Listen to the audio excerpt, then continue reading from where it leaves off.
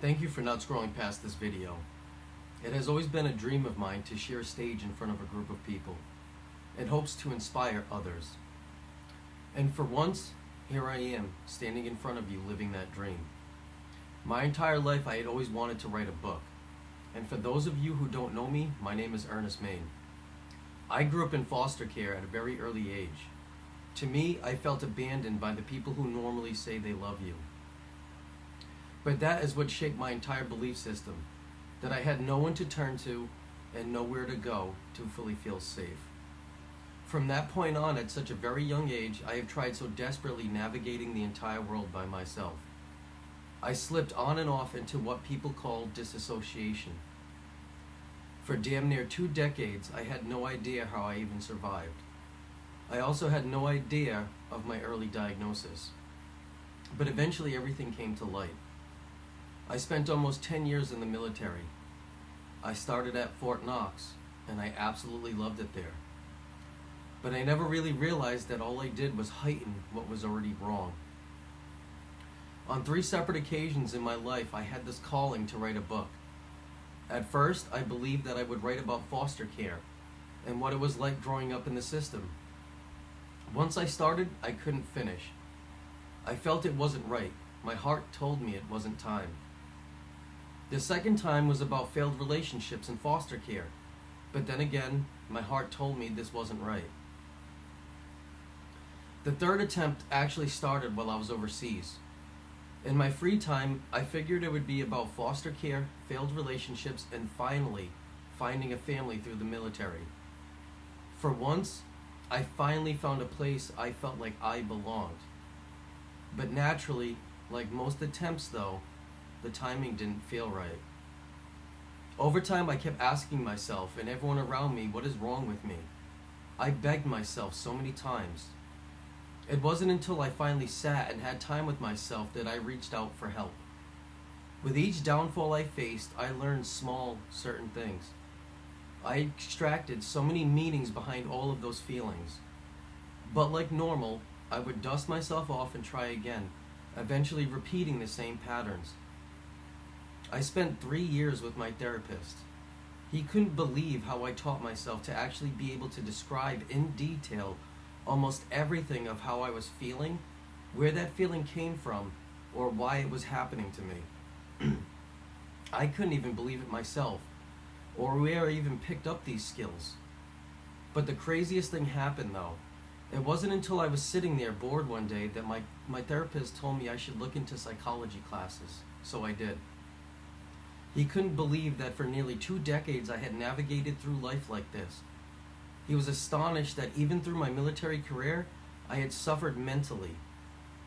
Which I will say, even through the hardships and the hard times, that was the most exhilarating time of my life. But again, all it did was heighten all of those traits of PTSD. But one key thing was missing. The number of years I had gone disassociating myself from reality and only coming to terms with things when it finally blew up in my face was that I lacked a clear ability to self-reflect and realize that the problem was me. During the course of studies with psychology, especially aimed around PTSD, I finally realized that for 3 years, the treatment that I was undergoing was the same as everyone else diagnosed.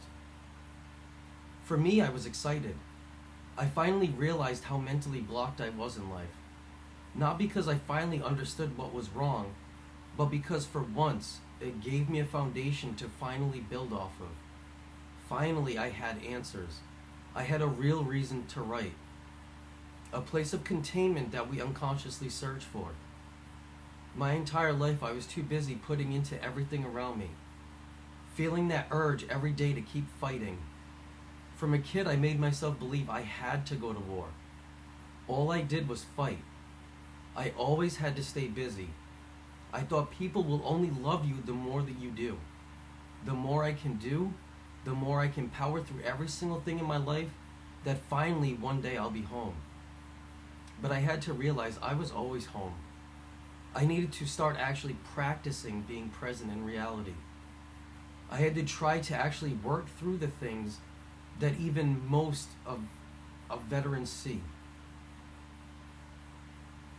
Because the light isn't at the end of the tunnel. It's actually been here all along. This is why I wrote A Child Called Home. For once, it started as a place of containment for myself. For me to finally find a side that I haven't known all along. Eventually became a journey that I could try to take everyone with me. To always show them that you're never truly alone. The first book took me over a year to write. And the craziest thing, it's not even that big. But for once, I sat. I relived all of these feelings, all of these emotions, and certain memories of my life that I extracted meanings from. Over the course of my experiences, apparently, I had crafted the ability to write and articulate these things. What I offer to everyone is not just a book or a story, but a journey of lived experience that so many of us deal with different things. But those feelings are always the same. This book became my beacon, a journey to show everyone that light, in hopes of inspiring anyone and to show them that you're not alone. You are loved. We are all here. Just please be here with us.